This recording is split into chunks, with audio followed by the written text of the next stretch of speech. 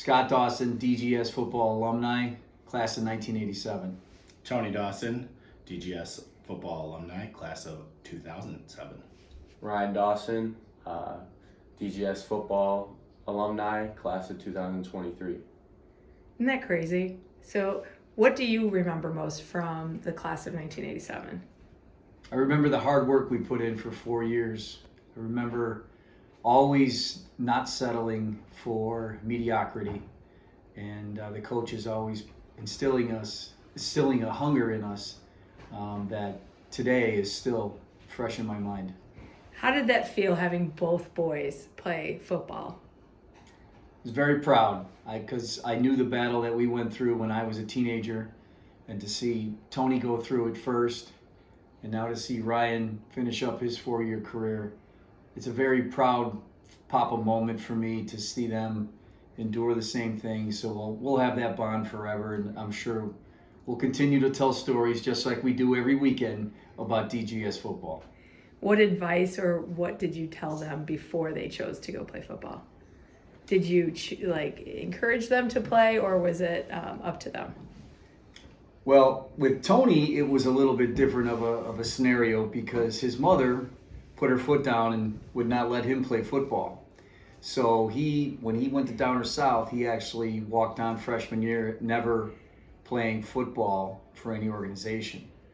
So he had a lot to learn in a little amount of time. So he had some other challenges that Ryan didn't have because Ryan actually started playing at a younger age, 6th, 7th, 8th grade. He played in the Catholic League. So it was kind of two different scenarios for these two boys, but they both learned a lot in a small amount of time, and needless to say, we were both very proud of their accomplishments for those 4 years.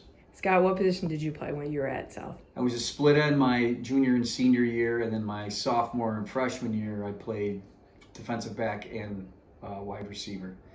They renamed some of the positions over the years, but ultimately it was always a split end.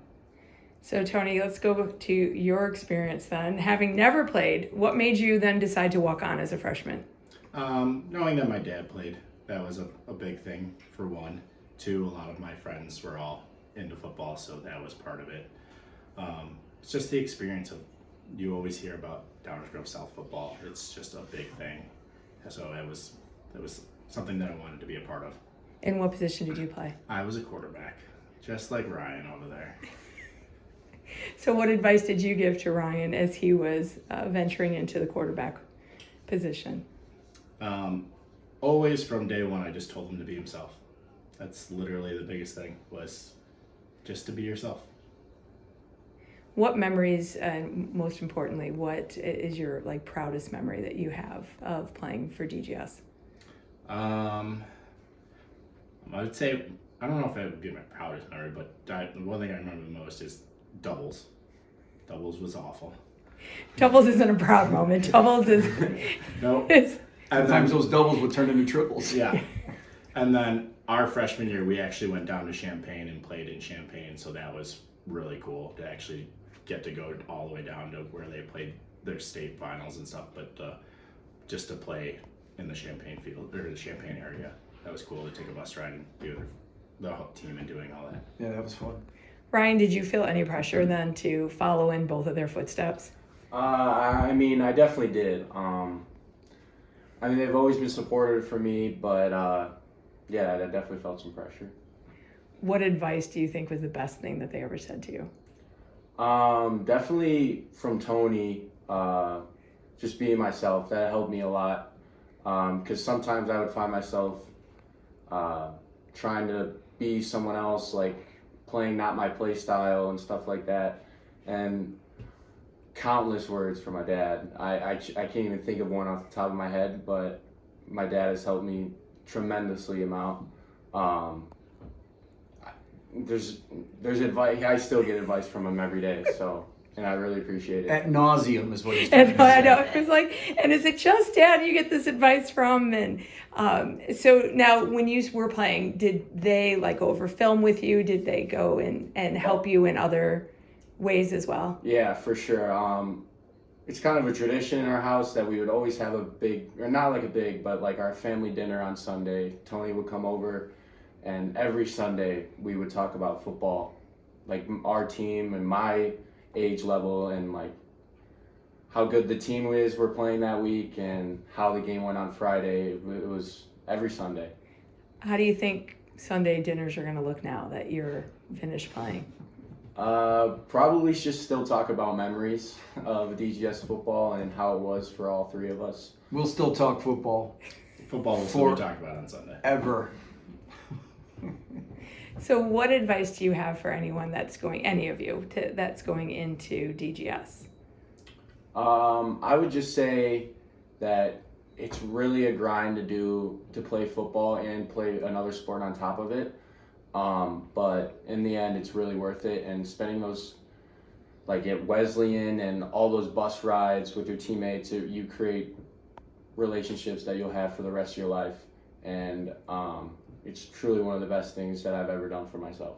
And Scott, you still keep in touch with quite a few of your high school. Yeah, absolutely. And to Ryan's point, I mean, the relationship part aside, the memories that you'll create and be able to share with your children and family members and community members and fun folks like Miss Duffy over here doing this nice little project. It's amazing how resilient the program has been, and it's even more amazing that how even 30 years later, it's still a big part of the community, and people love to share stories and talk about Downers Grove South football. So I can only say for me, the biggest takeaway is I know I care about the future of it. I'm hopeful for the future of it. I'm excited to see the future of DGS football, because I know hopefully I'll have another grandchild that might be playing some ball there sometime in the not so distant future. So that'll make for some more Sunday fun day conversation. So do you guys throw shade at each other of like who had the best record or who? Tony, would that be your? No, that would not be me. That's not on my side there. Yeah, we discuss more strategy than anything else. You know, we I think my boys have heard enough about my success stories, so they just kind of leave theirs out of it, because I do enough talking for all three of us. Oak Park River Forest, that's all I have to say. Tony, OPRF, there was a little eye roll there on that. You've heard these stories many a time. Many times. Many times. And when you hear those stories, how does that make you feel? It's eye-opening. It's the excitement of just knowing, like, thinking back, like, really of being Ryan's age, and then thinking of my dad was literally the same age. Like, it's kind of like he went through the same fields that we went through, or Ryan's going through now. And so it's kind of a cool little connection. We actually had helmets too when I played. Tony thinks I wore a leather helmet. Leather helmets. Yeah. You had pads too. We did. It wasn't that long ago. You looked eerily similar to the way they play today. And now you all played another sport, correct? Baseball. Correct. Baseball. All three of you. Yes. So we could actually take this video and like duplicate it and play it for the baseball team as well. You hear that, Coach Oral? We've had a lot of success, and so what do you guys hope to see for Ryan's future, knowing that he's considering playing at the next level? Well, Melissa and I have told him the same thing for the majority of his athletic career, that we want him to do what he wants to do, and if he feels an urge to play a sport, to give it 100% and nothing less. So if he's willing to give something 100%, we support it, of course. Ryan, what do you think about that? Still on the fence. Still on the fence. Of whether or not you're going to play. Gonna play or not. Melissa wants him to do bowling, but Melissa, anything to add to that? She's ready to have a few words with you guys after that. So, well, it is pretty cool to see a father and two sons that didn't play. I mean, you were how many years apart from Ryan? That 14? 14? 15. So, I mean, you're 20 years between and then 15 years. So it's pretty cool to see that you still have the conversations and still talk about DGS football with so many different age gaps. So Tony and I actually played for the same coach. John Belskis. Which is also a pretty cool thing. So Thank you guys for taking time to talk to us today about your experience with DGS football. Go Mustangs. Hit hard.